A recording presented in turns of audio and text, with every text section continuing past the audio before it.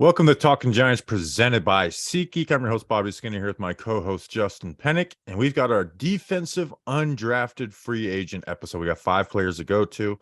We got to talk Dexter Lawrence contract extension. Big man got his big money, and we had rookie camp over the weekend, which will clean up a couple little things from that. Justin, how are you? It feels like this is the final exam before we're off for summer.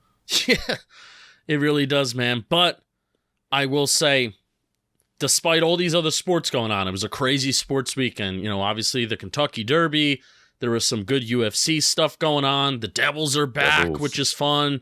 The Knicks are trying to hang on. Ross Chastain punched a guy in the face, so NASCAR's back. But through everything going on, Bobby, exciting time for sports, New York sports, whatever. The Giants have still captivated my attention because, like, even through this UDFA class, like, there are maybe, I think, 2 total guys through this UDFA class that I'm like, meh, I'm not totally pumped to watching camp. But really, all these guys, maybe besides 2, one on offense, one on defense, I'm really excited to at least watch them in camp and see how they do. And obviously, still just very excited about this draft class, and especially these day 3 picks, seeing how they're going to do in camp. So the Giants have my full attention, and they have my full excitement, despite us having to basically get through an entire summer where we can even start to live stream these training camp practices. How are you? I'm good. You know, rookie camp was fun. And with the defensive UDFAs, I think it's a little bit of a different approach than the offense. And even draft, where it's like these guys aren't the most athletic, but they're fundamentally sound. Like 4 out of these 5 guys, you know, like fall into the category of like, hey, athleticism may hold them back a little bit, but they know how to play their position. They are fundamentally sound. They are not making mistakes, and they fit what you want to do. So before we get into all of this, Justin, this episode is brought to you by a special person, Jack Allsop. Reminds me of Mike Allstock. Justin, who is Jack? Jack is the newest member of arguably the best community of Giants fans out there, and that's our Patreon. Talking Giants Patreon, patreon.com/Talking Giants for $2 a month. Plus some other tiers, you get to hang out with us live while we're recording the shows. There's about 20 people in our chat right now as we're talking about defensive UDFAs, just kind of talking Giants, talking what we're planning on doing. We like to talk about like our content stuff and what we have coming up, and you know, throwing ideas out to our Patreon members as well. Bobby Skinner will send you some stickers in the mail. And just got caught up on all the stickers, so they'll be to everyone who doesn't have them yet. Should have them back on Friday, unless you sent me a wrong address, which happens more often than you think. Don't send Bobby a wrong address. And then there's a couple shirt raffles, a couple times a month too. Thanks to our Patreon members. Appreciate you. All right, Justin, the Giants extended Dexter Lawrence, 2019 class. 4 out of 9 picks have been re-signed with O'Shane Simmons, Daniel Jones, Darius Slayton, and Dexter Lawrence. Julian Love, what could have been. But they extend Dexter Lawrence 4 years, $90 million with $60 million guaranteed. This is the exact same contract that Deron Payne got, same agent too, by the way. And then it's $22.5 million average annual value, which is, this, again, same as Deron Payne, and it's $1 million less than Jeff Simmons on an average annual value basis, but the same guaranteed money, which is fair. Dexter Lawrence had a better season than Jeff Simmons this year, but Jeff Simmons has been better from start to finish from their rookie season. So it makes sense, and I'm glad that Dex didn't hold, because Dex could have probably taken this further and further and gotten, you know, the Jeff Simmons contract, or maybe even a tick more if he really wanted to. But so glad we got this done before we went into OTAs and stuff, Justin, and it's awesome to extend an all-pro defensive tackle. The curse is over for New York Giants. We are keeping a defensive tackle. Yeah, we've been known as D-Tackle U, yet we have never kept the defensive tackles that we've actually formed up throughout their rookie years on their rookie contracts. So good time to decide to extend one of those guys too, because Dexter Lawrence isn't just one of those guys, kind of like a Dalvin Tomlinson, where you're good, but maybe you're not like top 5 in your position. And man, did Dexter Lawrence have that season last year, obviously. Just some of his major stats, but some of his positional rankings. He had 7.5 sacks. That was tied for 7th among those interior defensive linemen. 28 QB hits. That was 3rd among interior defensive linemen. 36 pressures according to Pro Football Reference. That was second. I love the advanced stats, especially of QB hits and pressures. That tells me that hopefully more sacks will continue to come next year. You know, the fact that he's getting those QB hits, he's getting those pressures at the third and the second highest rates, respectively. And then also, we saw what happens when Dexter Lawrence was off the field, how bad the running defense was. When Dexter Lawrence was off the field, 108 rushes, 741 yards, 6.86 yards per carry. So Dexter Lawrence being on the field is very, very important. I liked how he said that he wasn't looking to reset the market. He just wanted to be respected. He wanted to be respected as a player in this league. I think this contract does that. He gets his guaranteed money, and the dude's going to be a giant for the next couple of years, and I love that. Yeah, I mean, when you combine, sacks, QB hits, and pressures together, he was only second to Chris Jones for defensive tackles, who took second in Defensive Player of the Year voting this year. Obviously got him an all-pro season. And I remember our player profile episode on him in training camp, Justin, where we said, Dexter Lawrence has been a good player for the New York Giants, but we want to see that next step. Like, this is the age that defensive tackles go from good to taking that next step, and boy, did he. Where, again, it wasn't just like, yeah, you watch him on film, he's good. It's like, yeah, he's good on film. He was great on film this year. And again, if you play great, the numbers will come, and the numbers came for Dexter Lawrence this year. The move to nose tackle, Andre Patterson being his coach, really did a lot. So we started to use his hands more. Yeah, so we don't have the year-by-year numbers for Dexter Lawrence right now, but the Giants had $1.8 million in cap space going into rookie camp before this Dexter Lawrence contract happened. They needed about $3 million to sign their class. So this should free it up for the draft class. All the day 3 picks have been signed. Banks, Schmitz, and Hyatt haven't been signed yet. But this should free it up. My question is, when I'm surprised the details haven't came out yet 3 days later, but I'm excited to see if it's enough to where you don't got to touch Leonard Williams' contract now. Because if you need about $5 million of cap space to get through the season. If you can get it to right now where it's $3.5 to $4 million, and then if you cut Darnay Holmes, you can get to where you don't need to touch the Leonard Williams contract, and he already has void money on that. Yeah, the Leonard Williams thing is a whole different topic, I guess. I think the longer that Leonard Williams doesn't go extended, the Giants continue to get more leverage, maybe. You know, the closer that he becomes a free agent, this is not the same ties as Gettleman had with the bad trade, and you got to make it worth it, right? So I want to extend Leonard Williams because he's a good football player. But if they do go in with, if it is their plan to move on from Leonard Williams at the end of this year, I am not panicking. So very glad to have Dexter Lawrence staying in blue. Need him. It was good to. And we went from never re-signing any Giants draft picks to a summer of like 5 or 6, right? With Saquon. I guess Saquon doesn't technically count, but if they get something done, that counts. But that 2019 class was able, to extend one. Where the last time we had done that before was Sterling Shepard, and the last time before that was Odell Beckham Jr. So. It's amazing what happens when you have coaching and continuity in a front office together. Amazing. Rookie camp was this past weekend. Nothing major that came out, but a conversation was the John Michael Schmitz, the dead snap, which if you weren't on social media over Friday and Saturday, which I don't blame you, is the type of snap where John Michael Schmitz, that he snaps it by holding it to the top of the ball instead of like holding it like you throw a football and make it spiral, which it increases accuracy and it allows you to get to use your hands quicker. A lot of the high schoolers and college players use it now, but you don't see a lot of NFL players use it. No, almost no NFL players use it. It'll be interesting to see if they do change it, because John Michael Schmitz did use the spiral snap at the Senior Bowl, and we obviously saw him play really well down there. And it's more QB friendly. It gets back there quicker. But here's the thing: is where I would rather just let him stay with it, Justin, because once you get like you said, you mentioned high schoolers, early college guys, where I think it makes a difference. Once you're like the best of the best at your craft, I don't think John Michael Schmitz is losing too much velocity on his snaps compared to high schoolers when you're like, all right, let's do the dead ball snap because you're struggling with accuracy. Because it does increase accuracy, but it loses velocity. But I think when you're at the best of the best NFL type players, I think it's just more of what you're comfortable with. And John Michael Smith's hand usage is a big part of his game, and I don't really want to mess with that. But if it does mess with Daniel Jones enough, we'll see. But if they were going to change it, I think the time to start changing it would have been rookie camp, right? Like, why let him go through rookie camp, be comfortable with it, and then change it once you get the OTA? So it'll be interesting to see if Bobby Johnson and co. let him stick with it. Yeah. So this is a dumb question, and I played football, so I should know this. So when you're under center, you're snapping it the conventional way, right? Because you need to turn the football to the way the quarterback can handle it, right? Yes. Okay.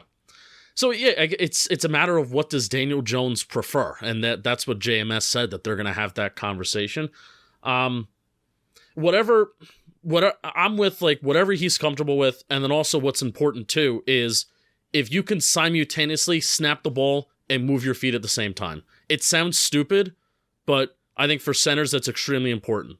Like, your first step needs to be happening as the ball is being snapped. Those are not two separate movements. That is one movement.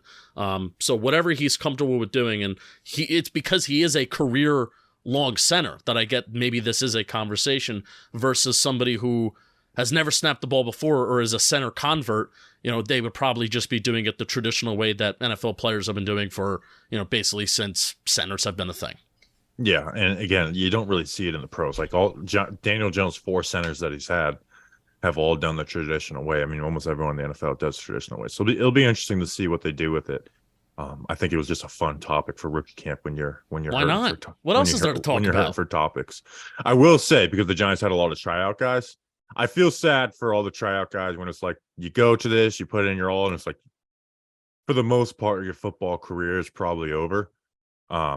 I gave them a shout. I tagged someone in a shout out post, yeah, and it was like you can feel if like they like a couple gave us shout outs, like appreciate the support, and a couple like other reached out. Like you can feel the pain in their texts, because it's like you kind of realize you dedicate your whole life to this and it's coming towards an end. Obviously, you can do USFL, XFL type stuff, CFL, so it's not totally over, but like the dream of being an NFL player slowly dies. So rookie camp, as much as I enjoy it, the end of it does make me very sad. Yeah, I mean, it's the same thing with, trimming a roster down from 90 to 53. I mean, I think the closest that we get is Hard Knocks, and even just seeing those stories, it's like, shit, this really does suck. And, now that, we're forming a little bit more of a popularity, I can imagine, getting tagged by a page that has like, 40,000 followers. This is pretty cool. And, it's been cool to form like even just a little bit of a follow connection with some of these guys. And obviously they shoot you some messages too. So that's been cool, but yeah, it's screwed up, man. I know. It's like, I wish we could carry 150 people into training camp. Yeah. Why not? But why not? Obviously that would a lot of guys sitting around if you What actually do you did think that.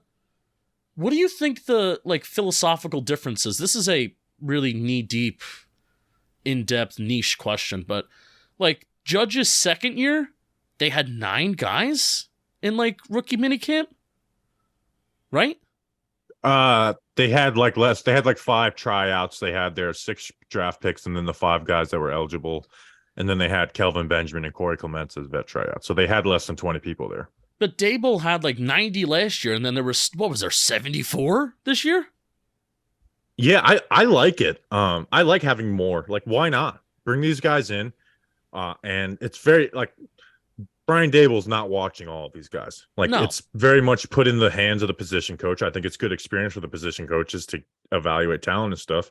And like what they do now is they're going to go and, like, Brian Dable will talk with the position coaches. They'll watch the tape of the practices, even though they're very light, and be like, hey, was there anybody that stood out to you? And they'll go take second looks on these guys and then see, like, hey, maybe this is a guy where we'll cut our 90th guy on the roster and bring him in. And it happened last year with Jordan Mosley, the safety out of Maryland, and then obviously Ryder Anderson, who was playing in the playoffs, was on the 53-man roster and playing in the playoffs, where, again, a guy who was an outside linebacker convert to 5 technique, and they saw something they liked in him and made his way to the 53-man roster eventually. Obviously, the defensive line group was really bad and injuries happened. So, but again, you'd rather have Ryder Anderson than whoever else they would have had, had on the roster at that point. So I like the idea of having a lot of guys there.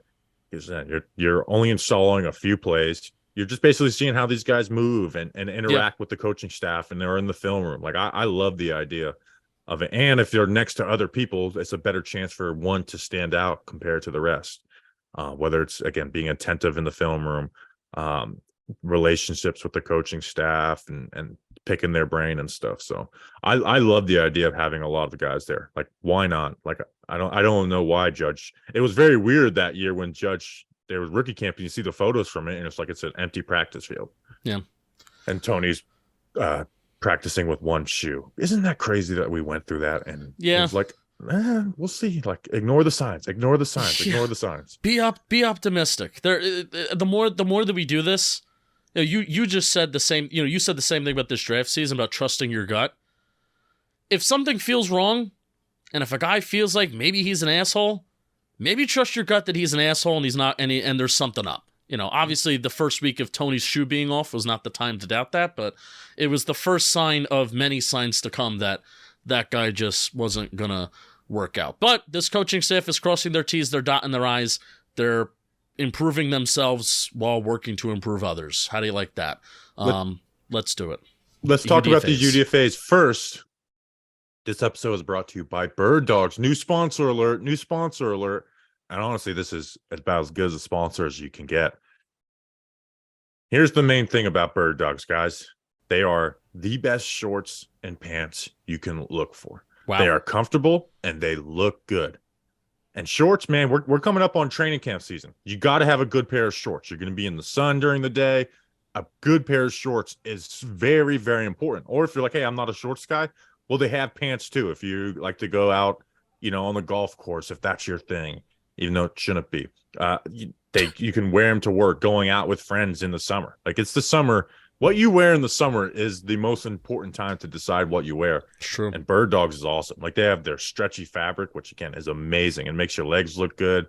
And, again, they're comfier than anything else that you're going to wear. Bird Dogs really is the best. When I heard that we were getting a sponsor by them, I was very, very excited. So I'm excited to wear them to training camp, out in the summer. Are we going to match at camp with our Bird Dogs? We'll have to alternate days. Actually, yeah, you know what? We'll just match. We got to wear different shirts. Different colors. Yeah, different color. I mean, again, they do have different colors and stuff. So we'll make sure we don't wear the same colors on the same day. So we'll plan our outfits for training camp. So click the link in the description to go to birddogs.com. And when you enter promo code GIANTS, they'll throw in a free Yeti-style tumbler with every order. Wow, that's kind of huge. Huge. So, again, click the link in the description to go to birddogs.com and make sure you enter the promo code GIANTS. Thank you, Bird Dogs. You'll be glad you did. All right, 5 UDFAs on defense, Justin. The first one, this guy was graded as someone who would be drafted by a lot of people. It was Habakkuk Baldonado, the edge out of Pitt. Big edge, though, 6'4", 251 pounds, 33-inch arms. Tested fairly well at the combine, 4.78 40, 35-inch vertical. Dealt with some injuries this past year. Only played 9 games, had 2 sacks and 5 tackles for loss. But the year before, where he played the full season, he had 9 sacks, 12 tackles for loss. Baldonado is exciting, but at the same time frustrating to me, Justin. Yeah. Because there's so many flashes of good, but you just want to see more consistency and play with more urgency. Because, in the run game, he's very strong. He's going to set the edge really well. He's going to be able to disengage. You get him in a good matchup, he's going to be able to disengage and make plays. He can work laterally if you want to throw some run blitzes at guys and jump into gaps and get tackles for a loss that way. Strong hands, able to extend. And in the pass rush, you see flashes of really, really good, right? Like, there's times where he gets off the line of scrimmage. He's not going to bend around the corner, but he's going to test the corner. He's got the strength to work the inside shoulder. He works pass rush moves, even though they can be a little segmented. But it's so inconsistent with Baldonado. And the hope there is, one, you've got the ability, so let's get the consistency out of him. And he is football young, right? Like, grew up in Rome, only played real football against other Americans until his senior year of high school, and then obviously the 4 years at Pitt.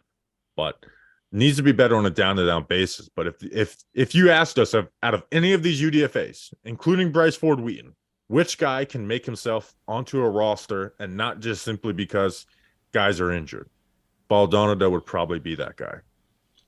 Yeah, I totally agree. And his 2021 advanced numbers are freaky and wild too. This is according to PFF that they really do overestimate pressures, but this is what we got to work with. 48 pressures, 11 sacks, 14 hits, 23 hurries is pretty darn good. 28 run stops as well. He's a freak. He's long. He's ripped as well. He is still 23 years old. He'll turn 24 during the football season. I have solid lateral movement as well. One arm stem, a chop, swim move. I feel like he has like a few go-to moves. Knows how to shed blocks in some various ways. There are some plays where he tosses dudes.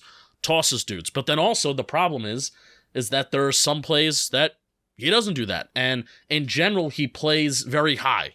Very high pad level. I think he needs to lower his pad level more. And he has a lack of twitch. He's kind of tight-hipped. And I think because he plays high, he does have a high missed tackle rate, a little bit of a herky-jerky player.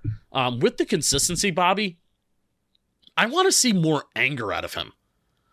There are plays, especially where he's unblocked, where he'll come in like a bat out of hell, and he'll lay a hit on somebody. But great, you're not going to be unblocked all the time in the NFL. Maybe in Wink Martindale's defense, because he can generate all these untouched pressures and hits and sacks.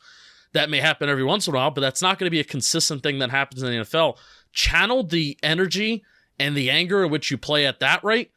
Channel it on how you approach blocks. Channel it on how you're getting around the edge. Channel it and how you're bull rushing. I feel like he generates a lot of powers from his hips, but I feel like there's a lot of power that's kind of left out there on the field. So I agree. That's one of the notes I had is like work speed to power more. Like, again, it's awesome that you try and use the cross chop and use your hands. Like, I want you to have active hands, but you've got that power, right? And you've got decent athleticism where lower your pad level and convert speed to power, because those are his best pass rush reps. Yep. Is when he does that. So I would like to see him try and work that consistently instead of trying to be Von Miller out on the edge, right? Where you're working the corner, like you don't have the bend.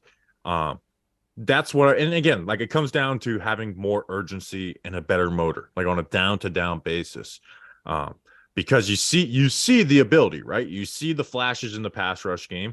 And then you also see in the run game, like he's consistently able to set an edge, which a lot of college edge defenders are not able to do. And guys that get drafted high are not able to do. So you have the size, you've got the strength and athleticism to play the game. We just need to get that consistency and urgency to your game. That like, hey, every single rep matters. And I really hope the coaching staff can unlock that out of this, because this guy could challenge to be like the clear-cut fourth edge rusher this season. That's like, where I was going to go to next. Even if he got like a slightly tick better than Jihad Ward, which I think he's capable of, they're not going to put him over this season. But there's no reason for him to not establish himself over O'Shane Ximines, Ellerson Smith, and Timon Fox. There's no reason, especially when those guys are all going to struggle versus the run. Like especially Ellerson and O'Shane. Baldonado has that ability. Like, hey, I'll at least come in and play the run for you.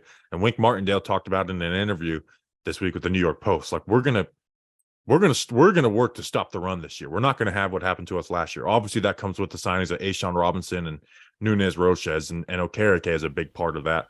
But it also comes with your depth guys. And Baldonado has, again, like I said, out of all the UDFAs, and that includes Bryce Ford Wheaton, has the best chance to just earn himself a roster spot in the NFL long term better than anyone else.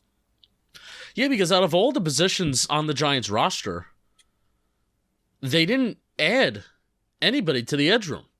Everybody's the same. I mean, they literally brought back O'Shane Ximines as like an emergency resource. I think I'm paraphrasing, but Joe Shane was asked about not adding anybody this offseason to the edge room.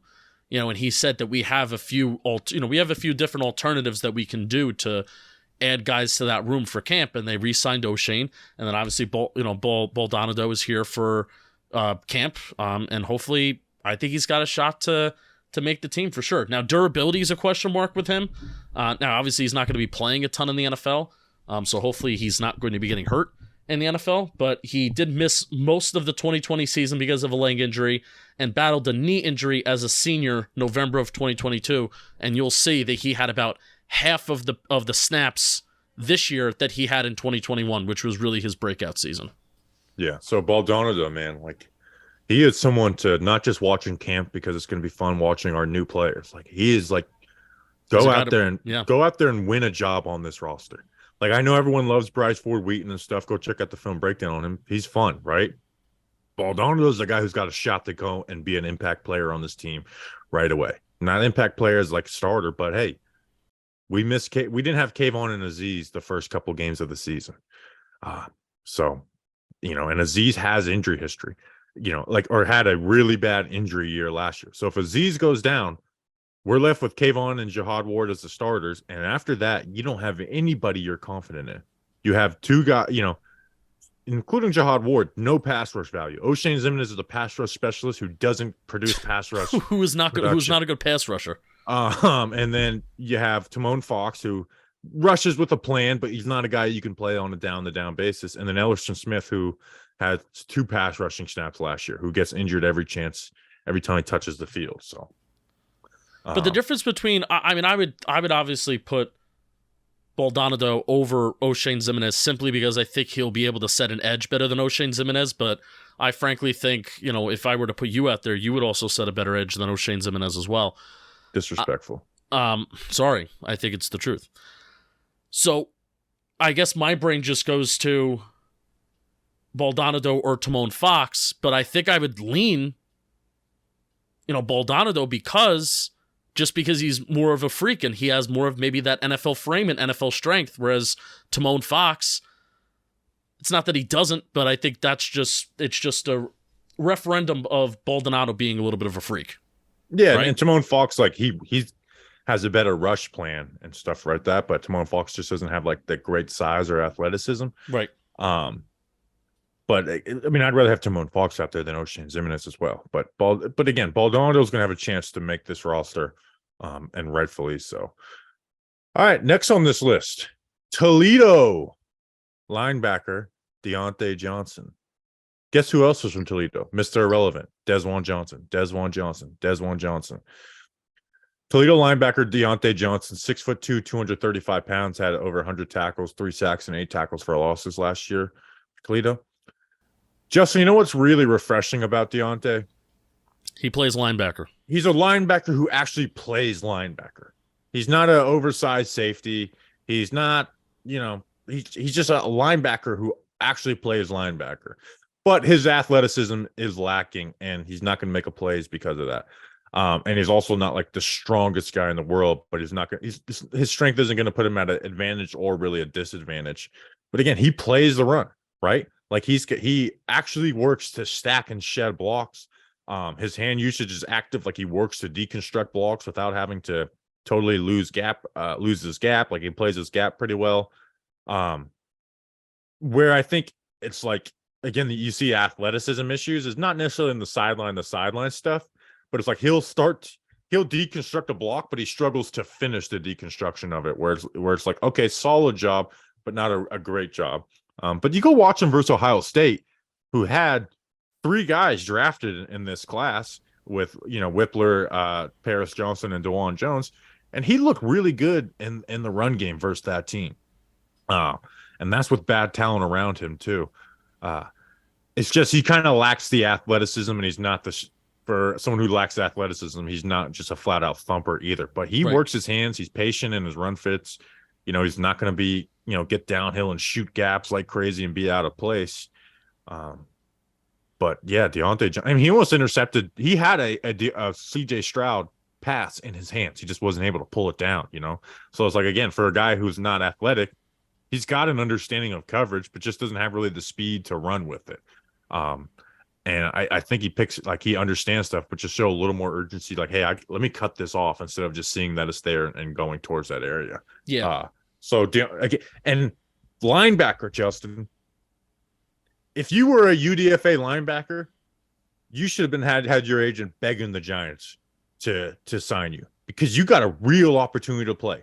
Now with Baldonado, we talked about like he's got the best chance to just earn a roster spot in the NFL.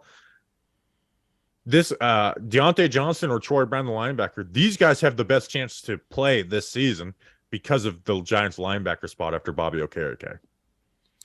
Yeah, for sure. Dyontae Johnson's a fun guy that I'm really excited to see what he does in camp. You could see his eyes working and you can see that he understands and is reading what is going on around him.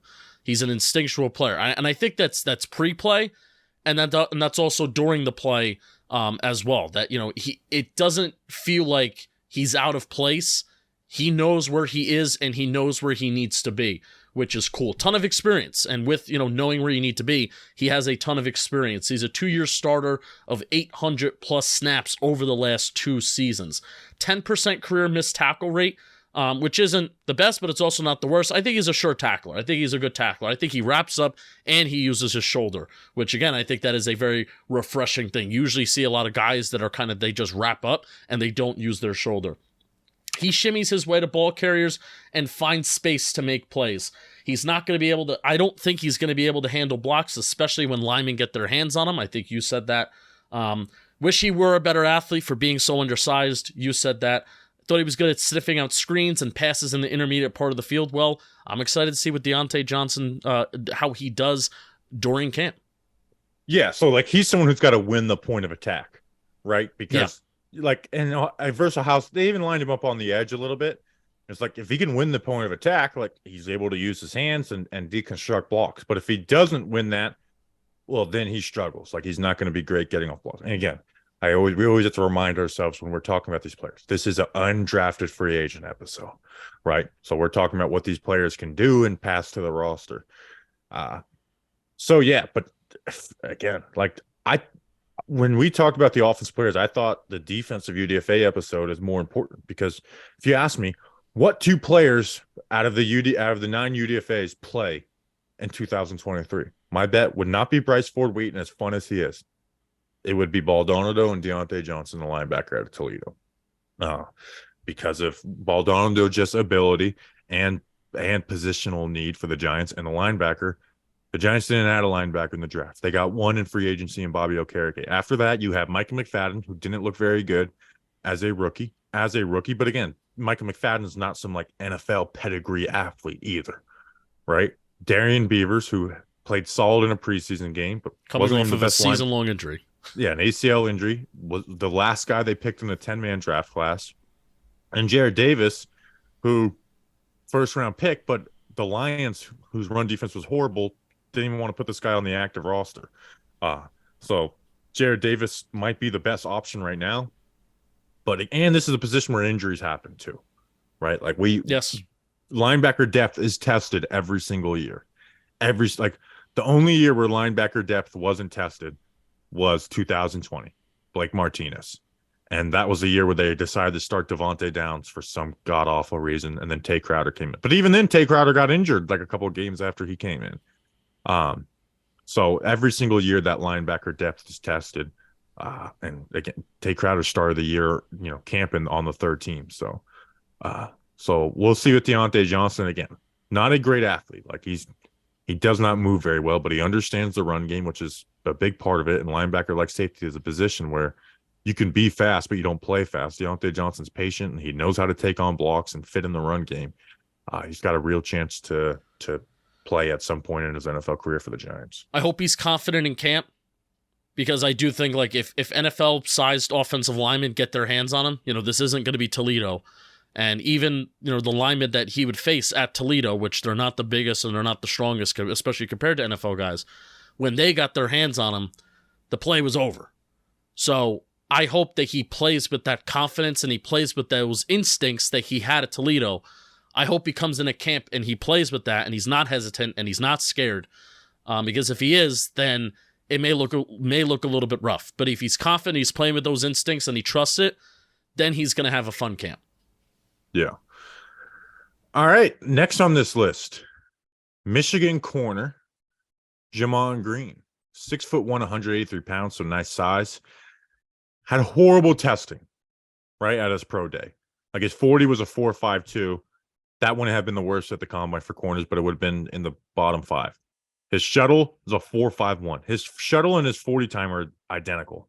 That's bad. His 3-cone drill 7.13. Those both have been the worst at the combine by a decent margin. But like we said at the top of the show, despite his athleticism, knows how to play corner and also knows how to play press man coverage. The guy's physical, right? And I think Maybe there could be a move to nickel because of lack of athleticism, right?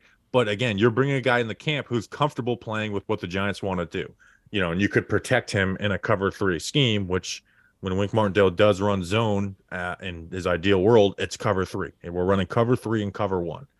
And again, that athleticism really shows up, that press man coverage really shows up, but the athleticism shows up too in a bad way. Like it can hold him back. But he's really disruptive jams at the line of scrimmage, right? And he has good footwork and he's technical sound, so he's able to match and mirror releases really well.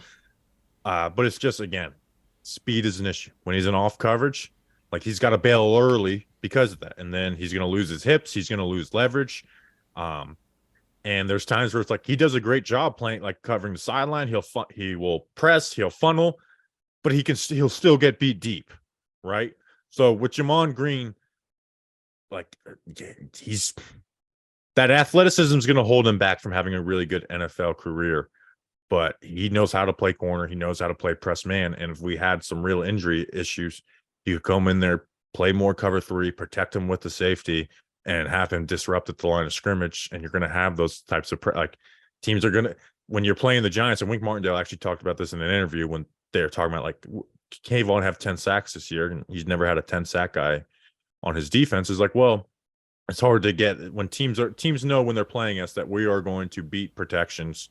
We're going to be sending pressure, so they're getting the ball out quicker. So you get Gemon Green, someone who could be disruptive at the line of scrimmage with those jams, good footwork to not lose the rep in the beginning, but down the field is where he's going to struggle. So you could protect him. I just went on a 10-minute rant on Gemon Green. No, but hey, I think he may be worth it a little bit because he's certainly an interesting player. Where you look at the athleticism testing and it's bad, but then you watch what he does on film and it's this dude stays stride for stride with guys. He stays with receivers in phase. I think that's kind of a scouting phrase, and I felt like using it because he just stays in phase with the development of routes and how they run, especially when they're by the sideline. I knew doing my work on DJ Turner that Michigan ran a man coverage heavy scheme, and I was glad to see that the Giants signed an outside corner from Michigan, knowing that they ran a lot of man coverage. He has 31-inch arms. He sticks to receivers and can cap routes with his length. Quick moves, comeback routes, and change of direction stuff can give him problems with the with the lack of athleticism. Pounce out of his back pedal. Yeah. I don't think he takes on or avoids blocks very well. Struggles with blocks. I keep on interrupting you, but he really does struggle with blocks. 6 career pass breakups and 1 career interception, so not a lot of ball production. He's not the most fluid mover, but for a UDFA corner, Green is a guy that when I say he excites me because he's a UDFA corner, that, hey, this guy is not going to be just a total liability in the 4th preseason game of the year because he could play man coverage, and I think he could stick with guys. Remember last year how I think covering, our cornerbacks were so bad in camp because they couldn't make a play on the football. Now it would be interesting to see if Green can make a play on the football, in a 1v1 contested catch situation that you're going to see in the 3rd and the 4th quarter of a preseason game, because that's when Green's going to play. So that'll be interesting. But I think he's going to stay in phase, and I think he's going to do a good job blanketing guys. And because of his athleticism, he's going to face guard, right? Because I can't lose this guy. If I look back at the quarterback, I don't have the speed to recover if I lose a step on this guy. So it's hard to find what role he could have in the NFL because of that athleticism issues. Because even at nickel corner, you're going to see some of that stuff, and you're going to get less ability to press guys up. Because obviously, slots are they're going to get more free releases. So he's a very specific player where it's hey, he's comfortable in press man. He's technically sound, and he could jam guys up and really disrupt it. And you saw that shows up on film. He had a really nice 3rd and 8 pass breakup versus TCU in the playoff on a curl route. There's versus Penn State, they threw at him twice in a row, and he got really physical with guys and was able to get pass breakups on both those passes. So it's just when he does give up a play, he gives up a play, right? His yards per catch allowed are a lot. they're almost 13 to 15 yards the last couple of years on yards per catch. So he's a very specific player, but he knows how to play corner. And I think that puts some trust into the coaching staff. And when they're looking for their UDFAs this season, you're not going to have the most talented guys in the world as UDFAs, right? But you want to get guys who, if you do have to throw them in there in a pinch, they're going to know how to play football. For sure. Bobby Skinner. We're getting so excited for football, but man, it's still so far away. And I don't know how I'm going to be able to cope with it. But you know what? Today's sponsor gives me a little bit of an idea, because this show is sponsored by BetterHelp. It's so easy to get caught up in what everyone else needs from you, but I want you to take a moment of what you need for yourself. We spend all of our time giving. It can leave us feeling stretched thin and burned out, but therapy can give you the tools to find more balance in your life so you can keep surrounding others without leaving yourself behind. Don't leave yourself behind. Push yourself up and elevate yourself. That's right. If you're thinking of giving therapy a try, BetterHelp is a great option. It's convenient, flexible, affordable, and entirely online. Just fill out a brief questionnaire to get matched with a licensed therapist and switch therapists anytime for no additional charge. Find more balance with BetterHelp. Visit betterhelp.com/talkingiants today to get 10% off your first month. That's betterhelp.com/talkingiants. You'll be glad you did, BetterHelp. You'll be glad you did. All right, next guy on this list, Troy Brown. Not the wide receiver who played corner for the Patriots too. The linebacker from Ole Mississippi. 6 foot, 223 pounds. Again, an undersized linebacker, right? Dyontae Johnson was 6'3", 236. This guy is, lighter and a few inches shorter. I'll be honest, with Troy Brown, it's hard to see it because he just plays linebacker in a very weird way. Like, he only works the slip blocks, which, again, slipping blocks is good, but he doesn't have any stack and shed ability at all. And I'll be honest, the weirdest thing I saw about his game is it's one thing to not be a good tackler. It's another thing to be in the A gap, 1 yard past the line of scrimmage, and he dives at people's ankles. That's just what he does. He just doesn't tackle guys straight up. Like, I understand, but he in the hole will just shoot at guys' ankles. And if he does wrap guys up, he doesn't have the strength to bring them down. It's the weirdest thing I've ever seen at the linebacker position. But he can have success, getting downhill, shooting gaps. But at the same time, with that, he's going to fit in the run game badly. He's going to be either late or out of place. But he is good. He is solid in coverage, right? Like, he reads QB's eyes and jumps to get in the lanes, gets his hands on passes, had a lot of passes defended this past season. Like, good field passing off coverage. He can carry the vertical from the middle if you're running in some Tampa 2 stuff. And man coverage, he's got solid ability, and he'll actually fight back for inside leverage, and there's no fear in his game as a coverage wise. But at the end of the day, to play linebacker, you got to be able to take on blocks and tackle, and that's where he struggles a lot. He just doesn't take on blocks. Yeah, he'll just dive. He literally just every block is like, I'm trying to slip it, which is like, hey, if you can slip a block quickly, awesome. But then you will put yourself out of gap when you're trying to undercut it when they get an angle on you, and that's going to lead to big runs. Yeah, so I mean, the way that I'm able to spin that, he's a patient player because he does let the blocks kind of come to him. He's a patient player who's willing to get his nose dirty. He's willing to dive in there, make a play on the football, make a play on the ball carrier. He waits for his opportunity to attack, and he attacks the ball carrier, not the blocker. Because, man, he does not acknowledge that there's a block there. He will just dive, and I'm either not going to make a play or you're not even going to touch me because I'm going to dive and I'm going to go on the ground. It's kind of wild. He's a balanced player. I think he relatively does stay square when he's making a play. For a guy who's so light, another note, for a guy who's so light at 230, I'd want him to be a little bit faster and more explosive. But I also don't think that he's super slow. No, he's not slow, but he's also, to play the way he plays, you got to play fast as hell, and he doesn't do that either. Solid instincts. He's solid in the chase and tackle department. That's what I have. Yeah, and coverage, like he can make some plays, but he's he does play like a safety. Yeah. The two guys that I was referring to at the top that I'm out of these UDFAs that I'm like meh on are Ryan Jones and Troy Brown. Yeah. Which is okay.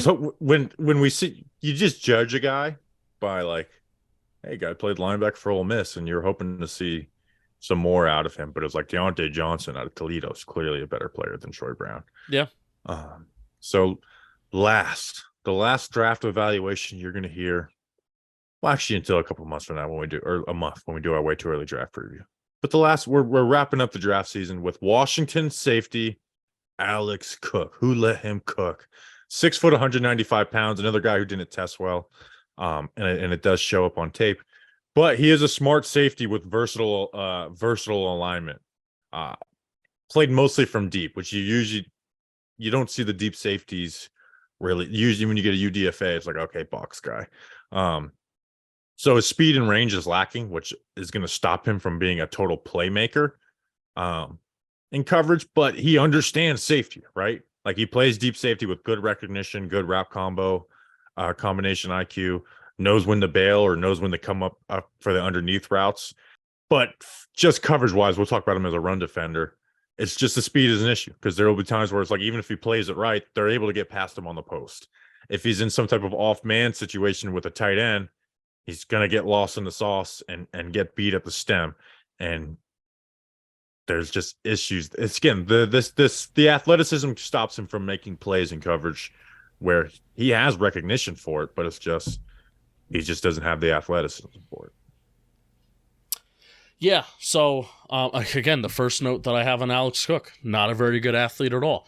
I am going to talk about him playing the run because I barely have any notes on him in coverage because basically all the times that he stuck out to me was playing the run. I think he's going to be a box safety. Very eager to come play the run. Very eager, willing to come up and play the run, but doesn't have the best tackling technique. He's a drag down tackler. He wraps up, but he hugs and he's going to try and drag you. Like you have a shoulder pad for a reason. Use it. He pounces quick and he diagnoses things well. He keeps things in front of him. And that's, as a safety, I think that's a very important thing. You don't want to be chasing down after things. You want to keep things in front of you and making plays in front of you. And Alex Cook does that. 71 tackles. He's always around the ball. I think he has a special teams mentality. He attacks. I have not the best in coverage, and that's where his athletic deficiencies will probably show up, which you talked about it. But he's a super fun player to watch. He flies around the field. Box safety seems to be best where he fits. Now, I don't think he's the same athlete, and he's not the same, like, wow, this guy's flying around the field like Darian Thompson. Darian Thompson? Trenton Thompson. Who? Trenton Thompson was the Jerry Reese safety. There you go. Trenton Thompson out of San Diego State last year, but I'm still excited to see Alex Cook. Again, I agree with you. He plays the run better, like takes on blocks pretty well. Like he can slip them. Bad tackler, though. It's funny you brought up Trenton Thompson. I was going to ask you.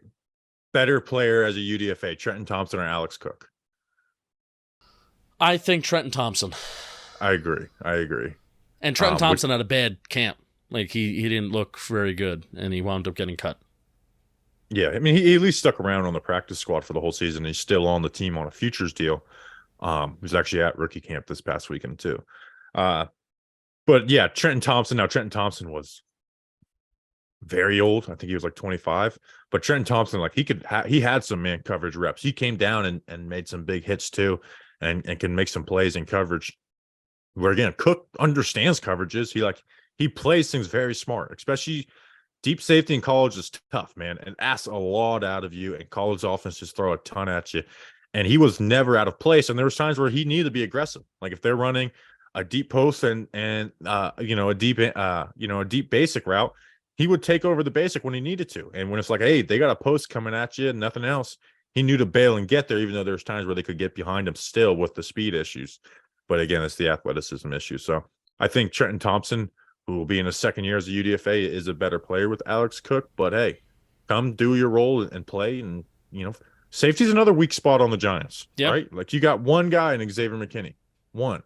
Other than that, you got Bobby McCain, Jason Pinnock, Dane Belton. Hopefully we get some growth out of him, and then Trenton Thompson. So safety is another position where you can play yourself into a role, especially if you do some good stuff on special teams, which you're going to have to do. Like even the Giants lose a starting safety in Julian Love, led them in special team snaps. So yeah, he was awesome at special teams. So there's going to be a hole there. So Alex Cook, come in and find your role. I'm excited to see you in camp. It's something with all these UDFAs, Bobby. Just because there's names, like let's just use the safety room as an example. Just because there's names there where there's a good amount of continuity, right? Where you do have Dane Belton, you do have Jason Pinnock, everybody but McKinney. This coaching staff has shown that it doesn't matter how much money you're getting paid. It doesn't matter if you were on the team last year. It doesn't matter if you got 50% of the snaps last year. If you're a guy that's going to outplay somebody, this coaching staff is going to give you an opportunity to do it. They're not going to hold grudges, and they're not going to show favoritisms. Now, they're not going to show favoritisms because a lot of the roster last year was Gettleman guys, right? So we'll see how exactly that plays out. But I genuinely do think that if you're just better than the next guy kind of in front of you, I think they're going to play you. I mean, they played Pinnock over a 4th-round draft pick in Dane Belton. They did. They played David Sills over Kenny Galladay. Yeah. Today's episode is sponsored by SeatGeek. If you don't know what SeatGeek is, their ticketing app that makes buying tickets super, super simple. With over 28 million downloads, SeatGeek is the #1 rated ticketing app. There are more than 70,000 events every single day on SeatGeek, including sports, concerts, festivals, and more. It's the summer, so you can go to those things now. They always want to make sure that you are getting a good deal. So when you're on the app, look for the green dots, baby. Green, green, green, green, green. Green means good. Red means bad. Every ticket is backed by their buyer guarantee, and SeatGeek is the only site that lets you return your tickets ahead of the event with swaps. That's awesome. That's an awesome thing by SeatGeek. So we've got the hookup. Use code GIANTS for $20 off your first purchase at SeatGeek. That's $20 off your first purchase with promo code GIANTS. Click the link in the description to download the app. Justin, before we end, do you know what I'm watching right now? No, I don't. Our driver, Anthony Calantoni, driver of the number 84 Talking Giants versus the World car, lap 63 at Dover International Speedway, first place, and has led every single lap. Attaboy, Anthony. Did you see that guy who was blaming me for the offensive line issues in the past? Yeah. And then people tried to correct him, and he was still like... You're part of the problem. No, he thought I actually worked for him, which is like...